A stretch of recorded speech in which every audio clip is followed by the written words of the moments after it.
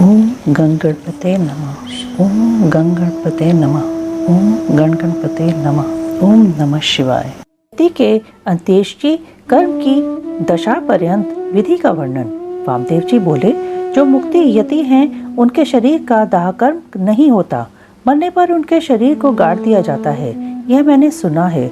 मेरे गुरु कार्तिकेय, आप प्रसन्नता पूर्वक यतियों के उस अंत्येष्टि कर्म का मुझसे वर्णन कीजिए, क्योंकि तीनों लोकों में आपके सिवा दूसरा कोई इस विषय का वर्णन करने वाला नहीं है। भगवान शंकर नंदन, जो पूर्ण परब्रह्म हैं, अहम भाव का आश्रय ले देह पंजर से मुक्त हो गए हैं तथा जो उपासना के मार्ग से शरीर बंधन से मुक्त हो परमात्मा को प्राप्त हुए हैं, उनकी गति में क्या अंतर है, यह बताइए। प्रभु, मैं आपका शिष्य हूँ, इसलिए अच्छी तरह विचार करके प्रसन्नता पूर्वक मुझसे इस विषय का वर्णन कीजिए। स्कंद ने कहा, जो कोई यति समाधिस्थ हो शिव के चिंतन पूर्वक अपने शरीर का परित्याग करता है, वह यदि महान धीर हो तो परिपूर्ण शिवरूप हो जाता है, किंतु यदि कोई अधीर चित्त होने के कारण समाधि लाभ नहीं कर पाता तो उसके लिए उपाय बताता हूँ, सावधान होकर सुनो। वेदांत शास्त्र के वाक्यों में से जो ज्ञाता, ज्ञान और ज्ञेय इन तीन पदार्थों का परिज्ञान होता है, उसे गुरु के मुख से सुनकर यति यम नियमादि रूप योग का अभ्यास करे। उसे करते हुए वह भली भांति शिव के ध्यान में तत्पर रहे। मुने, उसे नित्य नियम पूर्वक प्रणव के जप और अर्थ चिंतन में मन को लगाए रखना चाहिए।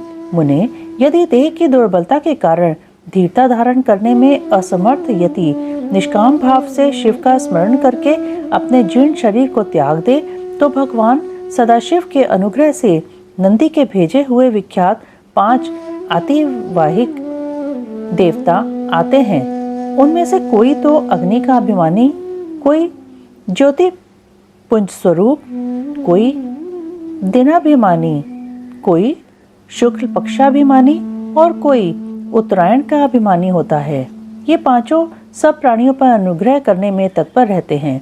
इसी तरह धूमाभिमानी, तम का अभिमानी, रात्रि का अभिमानी, कृष्ण पक्ष का अभिमानी और दक्षिणायन का अभिमानी, ये सब मिलकर 5 होते हैं।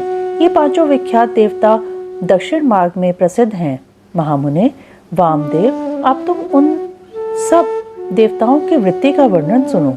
कर्म के अनुष्ठान में लगे हुए जीवों को साथ ले वे 5 देवता उनके पुण्यवश स्वर्गलोक को जाते हैं और वहां यथोक्त भोगों का उपभोग करके वे जीव पुण्य क्षीण होने पर पुनः मनुष्य लोक में आते तथा पूर्ववत जन्म ग्रहण करते हैं। इनके सिवा जो उत्तर मार्ग के 5 देवता हैं, वे भूतल से लेकर उधर लोक तक के मार्ग को 5 भागों में विभक्त करके यति को साथ ले क्रमशः अग्नि आदि के मार्ग में होते हुए उस सदाशिव के धाम में पहुंचाते हैं। वहां देवादिदेव महादेव के चरणों में प्रणाम करके लोकानुग्रह के कर्म में ही लगाए गए वे अनुग्रहाकार देवता उन सदाशिव के पीछे खड़े हो जाते हैं। यति को आया देख देवादिदेव सदाशिव, यदि वह विरक्त हो तो उसे महामंत्र के तात्पर्य का उपदेश दे गणपति के पद पर अभिषिक्त करके अपने ही समान शरीर देते हैं। इस प्रकार सर्वेश्वर सर्व नियंता भगवान शंकर उस पर अनुग्रह करते हैं, उसे अनुग्रहित करके निश्चल समाधि देते हैं। अपने प्रति दास्य भाव की फल स्वरूपा तथा सूर्य आदि के कार्य करने की शक्ति रूपा ऐसी सिद्धियां प्रदान करते हैं जो कहीं अवरुद्ध नहीं होती। साथ ही वे जगत गुरु शंकर उस यति को वह परम मुक्ति देते हैं जो ब्रह्मा जी की आयु समाप्त होने पर भी पुनरावृत्ति के चक्कर से दूर रहती है। अतः यही समष्टिमान संपूर्ण ऐश्वर्य से युक्त पद है और यही मोक्ष का राजमार्ग है, ऐसा वेदांत शास्त्र का निश्चय है। जिस समय यति मरणासन हो शरीर से शिथिल हो जाए, उस समय उस श्रेष्ठ संप्रदाय वाले दूसरे यति अनुकूलता की भावना ले उसके चारों ओर खड़े हो जाएं। वे सब वहां क्रमशः प्रणव आदि वाक्यों का उपदेश दें। उनके तात्पर्य का सावधानी और प्रसन्नता के साथ सुस्पष्ट वर्णन करें तथा जब तक उसके प्राणों का लय न हो जाए तब तक निर्गुण परम ज्योति स्वरूप सदाशिव का उसे निरंतर स्मरण कराते रहें। सब यतियों का यहाँ समान रूप से संस्कार क्रम बताया जाता है। सन्यासी सब कर्मों का त्याग करके भगवान शिव का आश्रय ग्रहण कर लेते हैं, इसलिए उनके शरीर का दाह संस्कार नहीं होता और उसके न होने से उनकी दुर्गति नहीं होती। सन्यासी के शरीर को दूषित करने वाले राजा का राज्य नष्ट हो जाता है। उसके गांवों में रहने वाले लोग अत्यंत दुखी हो जाते हैं, इसलिए उस दोष का परिहार करने के लिए शांति का विधान बताया जाता है। उस समय नम इरिण्य से लेकर नम अमीर केभ्य तक के मंत्र का विनीत चित हो कर जप करे। फिर अंत में ओंकार का जप करते हुए मिट्टी से देवयजन की पूर्ति करे। मुनीश्वर ऐसा करने से उस दोष की शांति हो जाती है। पुत्र या शिष्य आदि को चाहिए कि यति के शरीर का यथोचित रीति से उत्तम संस्कार करे। ब्राह्मण, मैं कृपा पूर्वक संस्कार की विधि बता रहा हूँ, सावधान होकर सुनो। पहले यति के शरीर को शुद्ध जल से नहलाकर पुष्प आदि से उसकी पूजा करे। पूजन के समय श्री रुद्र संबंधी चमकाध्याय और नमकाध्याय का पाठ करके रुद्र सूक्त का उच्चारण करे। उसके आगे शंख की स्थापना करके शंखस्थ जल से यति के शरीर का अभिषेक करे। सिर पर पुष्प रखकर प्रणव द्वारा उसका मार्जन करे। पहले के कौपीन आदि को हटाकर दूसरे नवीन कौपीन आदि धारण कराए। फिर विधि पूर्वक उसके सारे अंगों में भस्म लगाए। विधिवत त्रिपुंड लगाकर चंदन द्वारा तिलक करे। फिर फूलों और मालाओं से उसके शरीर को अलंकृत करे। छाती, कंठ, मस्तक, बांह, कलाई और कानों में क्रमशः रुद्राक्ष की माला के आभूषण मंत्रोच्चारण पूर्वक धारण कराकर उन सब अंगों को सुशोभित करे।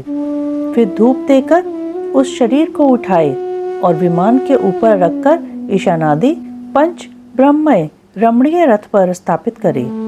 आदि में ओंकार से युक्त 5 सद्योजातादि ब्रह्म मंत्रों का उच्चारण करके सुगंधित पुष्पों और मालाओं से उस रथ को सुसज्जित करे। फिर नृत्य, वाद्य तथा ब्राह्मणों के वेद मंत्रोच्चारण की ध्वनि के साथ ग्राम की प्रदक्षिणा करते हुए उस प्रेत को बाहर ले जाए। तदंतर साथ गए हुए वे सब यति गांव के पूर्व या उत्तर दिशा में पवित्र स्थान में किसी पवित्र वृक्ष के निकट देवयजन खोदें। उसकी लंबाई सन्यासी के दंड के बराबर ही होनी चाहिए। फिर प्रणव तथा व्याहृति मंत्रों से उस स्थान का प्रोक्षण करके वहां क्रमशः शमी के पत्र और फूल बिछाए। उनके ऊपर उत्तराग्र कुश बिछाकर उस पर योग पीठ रखे। उसके ऊपर पहले कुश बिछाए।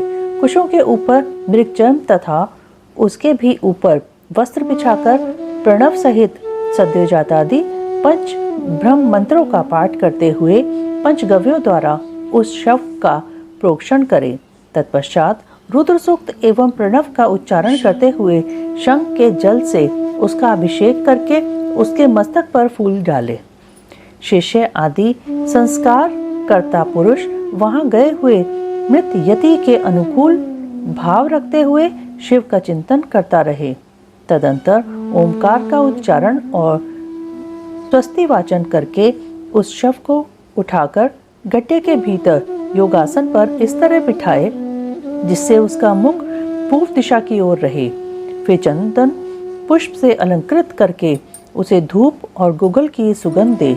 इसके बाद विष्णु हव्यमिदं रक्षस्व ऐसा कहकर उसके दाहिने हाथ में दंड दे और प्रजापते न त्वदेत अन्यन्यो इस मंत्र को पढ़कर बाएं हाथ में जल सहित कमंडलू अर्पित करे।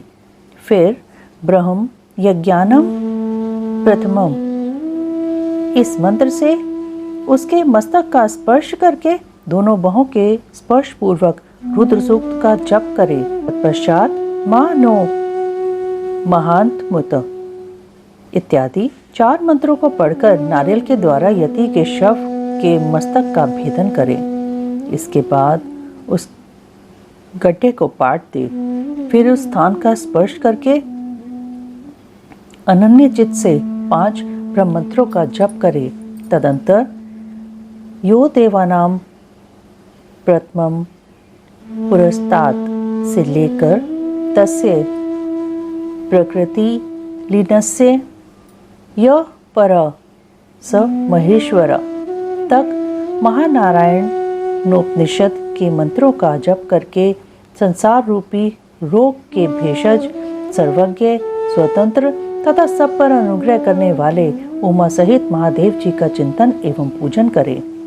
1 हाथ ऊंचे और 2 हाथ लंबे चौड़े एक पीठ का मिट्टी के द्वारा निर्माण करे। फिर उसे गोबर से लीपे। वह पीठ चौकोर होना चाहिए।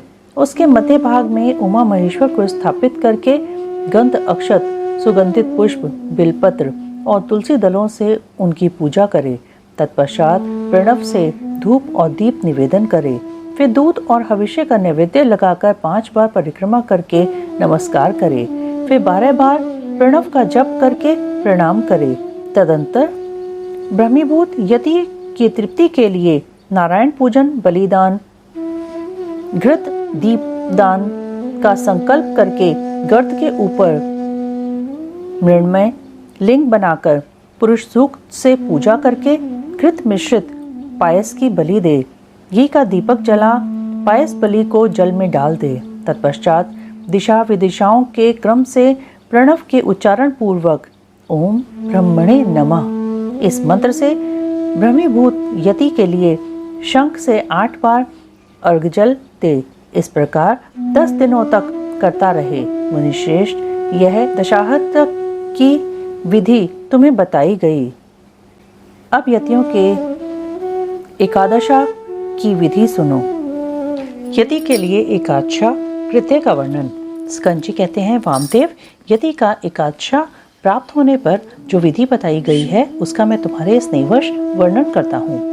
मिट्टी की वेदी बनाकर उसका समार्जन और उपलेपन करे।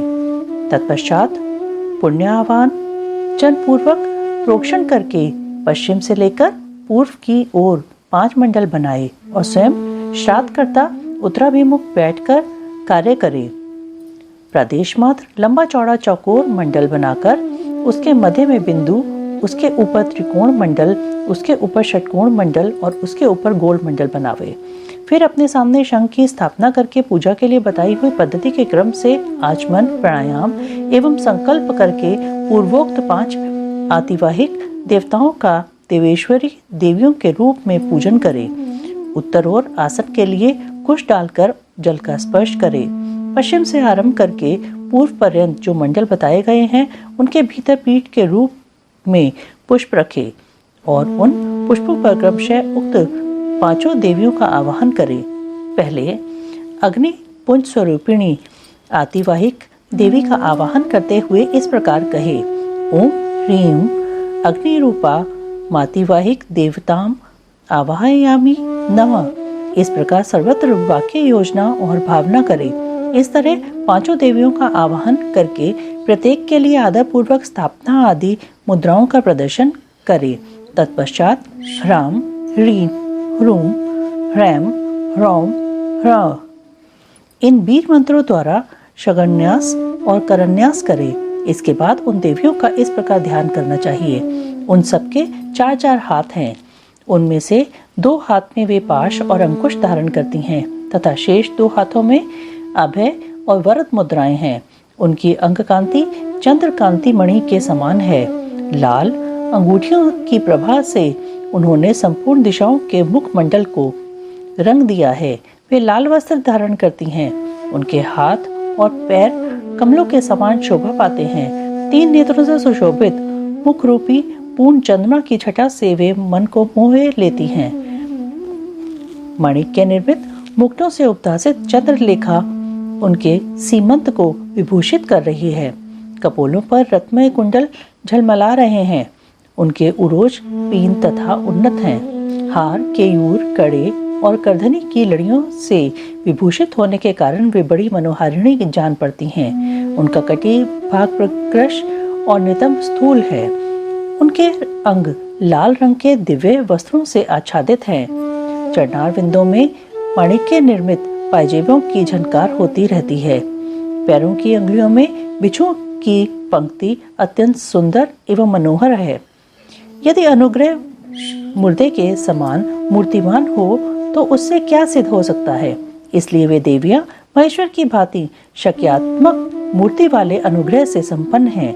अतः उनके अनुग्रह से सब कुछ सिद्ध हो सकता है। सब पर अनुग्रह करने वाले भगवान शिव ने ही उन 5 मूर्तियों को स्वीकार किया है। इसलिए वे दिव्य संपूर्ण कार्य करने में समर्थ तथा परम अनुग्रह में तत्पर हैं। इस प्रकार उन सब अनुग्रह परायण कल्याणमयी देवियों का ध्यान करके इनके लिए शंखस्थ जल के बिंदुओं द्वारा पैरों में पाद्य, हाथों में आचमनीय तथा मस्तकों पर अर्घ देना चाहिए।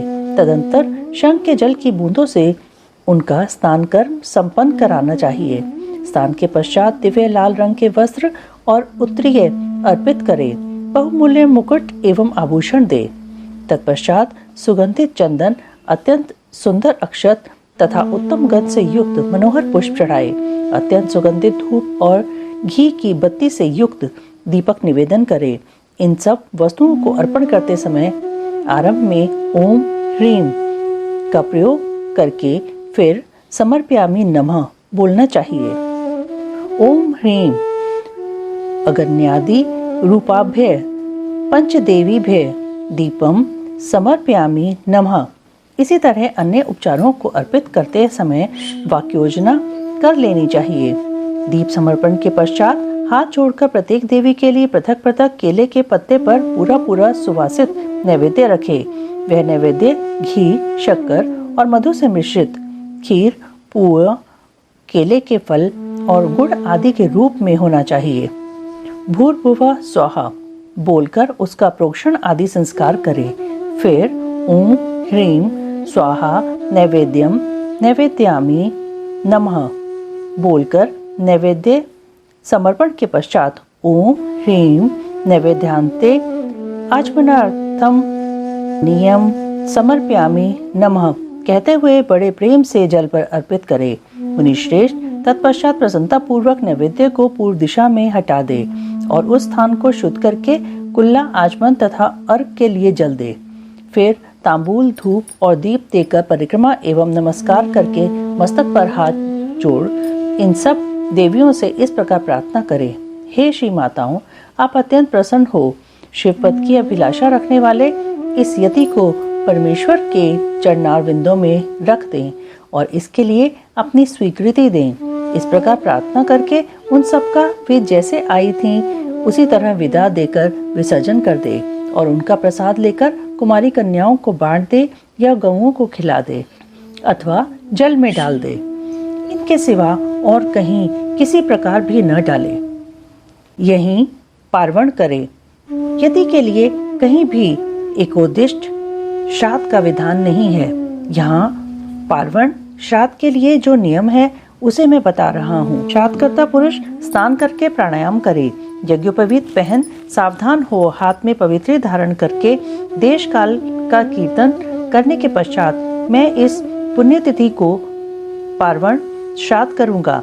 इस तरह संकल्प करे। संकल्प के बाद उत्तर दिशा में आसन के लिए उत्तम कुश बिछाए, जल का स्पर्श करे।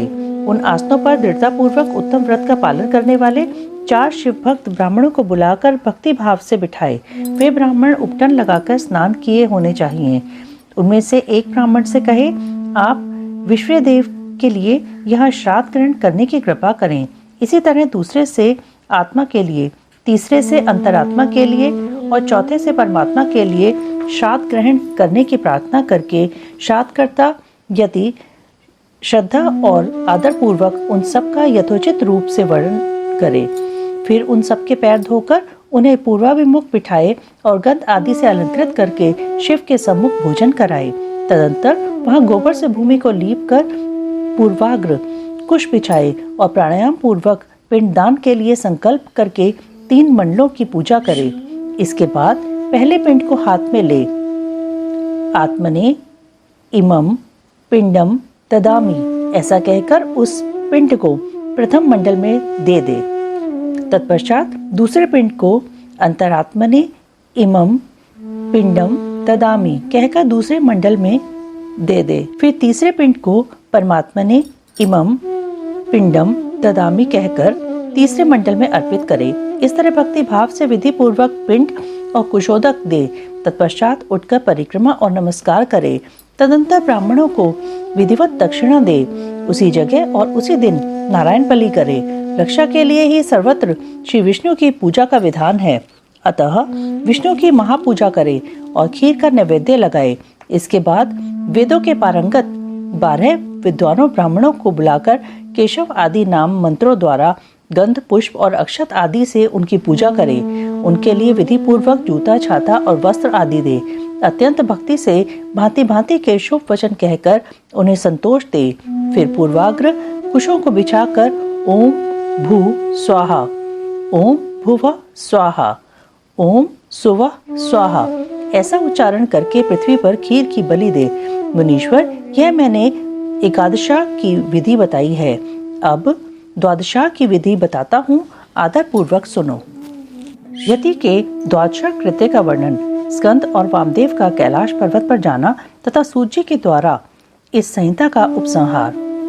स्कंद जी कहते हैं, वामदेव 12वें दिन प्रातःकाल उठकर श्राद्धकर्ता पुरुष स्नान और नित्य कर्म करके शिव भक्तों, यतियों अथवा शिव के प्रति प्रेम रखने वाले ब्राह्मणों को निमंत्रित करे।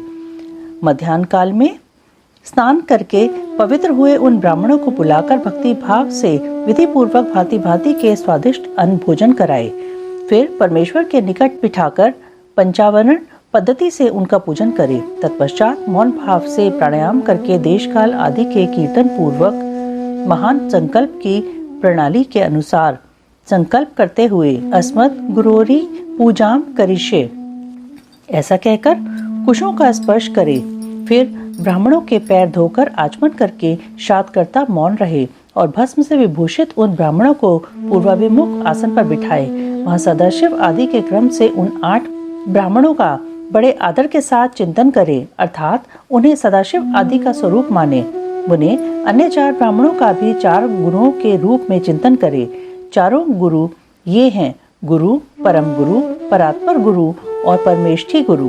परमेष्ठी गुरु का उनमें उमा सहित महेश्वर की भावना करते हुए चिंतन करे। अपने गुरु का नाम लेकर ध्यान करे। उन सबके लिए इदमासनम ऐसा कहकर पृथक पृथक आसन रखे। आदि में प्रणव, बीच में द्वितीयांत गुरु तथा अंत में आवाहयामि नमः बोलकर आवाहन करे। यथा ओम अमुक नामानाम गुरुम आवाहयामि नमः, ओम परम गुरुम आवाहयामि नमः, ओम परात्पर गुरुम आवाहयामि नमः, ओम परमेष्ठी गुरुम आवाहयामि नमः। इस प्रकार आवाहन करके अर्घोदक से पाद्य, आचमन और अर्घ निवेदन करे। फिर वस्त्र, गंध और अक्षत देकर ओम गुरुवे नमः इत्यादि रूप से गुरु को तथा ओम सदाशिवाय नमः इत्यादि रूप से 8 नामों के उच्चारण पूर्वक 8 अन्य ब्राह्मणों को सुगंधित फूलों से अलंकृत करे। तत्पश्चात धूप दीप देकर कृतमिदं सकल माराधनम संपूर्ण मस्तु ऐसा कहकर खड़ा हो नमस्कार करे। इसके बाद केले के पत्तों को पात्र रूप में बिछाकर जल से शुद्ध करके उन पर शुद्ध अन्न, खीर, पुआ, दाल और साग आदि व्यंजन परोसकर केले के फल, नारियल और गुड़ भी रखे। पात्रों को रखने के लिए आसन भी अलग अलग दे। उन आसनों का क्रमशः प्रोक्षण करके उन्हें यथास्थान रखे। फिर भोजन पात्र का भी प्रोक्षण एवं अभिषेक करके हाथ से उसका स्पर्श करते हुए कहे, विष्णु हव्यमिदं रक्षस्व। फिर उठकर उन ब्राह्मणों के पीने के लिए जल देकर उनसे इस प्रकार प्रार्थना करे, सदा शिवाद्यो में प्रीता वरदा भवन्तु। इसके बाद ये देवा आदि मंत्र का उच्चारण करके अक्षत सहित इस अन्न का त्याग करे। फिर नमस्कार करके उठे और सर्वत्र कृतमस्तु ऐसा कहकर ब्राह्मणों को संतुष्ट करके गणानाम त्वा इस मंत्र का पहले पाठ करके चारों वेदों के आदि मंत्रों का, रुद्राध्याय का, चमकाध्याय का, रुद्र सूक्त का तथा सद्योजातादि 5 ब्रह्म मंत्रों का पाठ करे। ब्राह्मण भोजन के अंत में भी यथासंभव मंत्र बोले और अक्षत छोड़े। फिर आचमनादि जल दे। हाथ पैर और मुंह धोने के लिए भी जल अर्पित करे। आचमन के पश्चात सब ब्राह्मणों को सुखपूर्वक आसनों पर बिठाकर शुद्ध जल देने के अनंतर मुख शुद्धि के लिए यथोचित कपूर आदि से युक्त तांबूल अर्पित करे। फिर दक्षिणा, चरण पादुका, आसन, छाता, व्यजन, चौकी और बांस की छड़ी देकर परिक्रमा और नमस्कार के द्वारा उन ब्राह्मणों को संतुष्ट करे तथा उनसे आशीर्वाद ले पुनः प्रणाम करके गुरु के प्रति अविचल भक्ति के लिए प्रार्थना करे। तत्पश्चात विसर्जन की भावना से कहे, सदा शिवादय प्रीता यथा सुखम गच्छन्तु। इस प्रकार विदा करके दरवाजे तक उनके पीछे पीछे जाए। फिर उनके रोकने पर आगे न जाकर लौट आए। लौटकर द्वार पर बैठे हुए ब्राह्मणों, बंधुजनों, दीनों और अनाथों के साथ स्वयं भी भोजन करके सुखपूर्वक रहे। ऐसा करने से उसमें कहीं भी विकृति नहीं हो सकती। यह सब सत्य है और बारंबार सत्य है।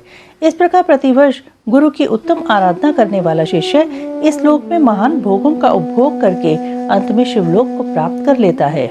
मुने, यह साक्षात भगवान शिव का कहा हुआ उत्तम रहस्य है जो वेदांत के सिद्धांत से निश्चित किया गया है।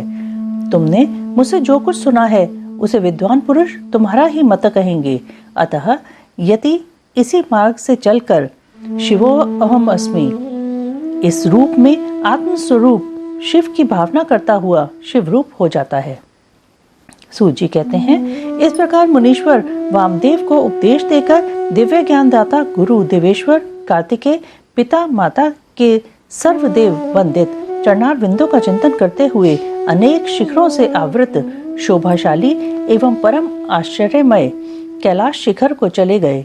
शेष शिष्यों सहित वामदेव भी मयूर वाहन कार्तिकेय को प्रणाम करके शीघ्र ही परम अद्भुत कैलाश शिखर पर जा पहुँचे और महादेव जी के निकट जा उन्होंने उमा सहित महेश्वर के मायानाशक मोक्षदायक चरणों का दर्शन किया। फिर भक्तिभाव से अपना सारा अंग भगवान शिव को समर्पित करके वे शरीर की सुधि भुलाकर उनके निकट दंड की भांति पड़ गए और बारंबार उठ उठकर नमस्कार करने लगे। तत्पश्चात उन्होंने भांति भांति के स्तोत्रों द्वारा जो वेदों और आगमों के रस से पूर्ण थे जगदम्बा और पुत्र सहित परमेश्वर शिव का स्तवन किया। इसके बाद देवी पार्वती और महादेव जी के चरणारविंद को अपने मस्तक पर रखकर उनका पूर्ण अनुग्रह प्राप्त करके वे वहीं सुखपूर्वक रहने लगे। तुम सभी ऋषि भी इसी प्रकार प्रणव के अर्थभूत महेश्वर का तथा वेदों के गोपनीय रहस्य वेद सर्वस्व और मोक्षदायक तारक मंत्र ओमकार का ज्ञान प्राप्त करके यहीं सुख से रहो तथा विश्वनाथ जी के चरणों में सायुज्य रूपा अनुपम एवं उत्तम मुक्ति का चिंतन किया करो। अब मैं गुरुदेव की सेवा के लिए बद्रिकाश्रम तीर्थ को जाऊंगा। तुम्हें फिर मेरे साथ संभाषण का एवं सत्संग का अवसर प्राप्त हो। कैलाश संहिता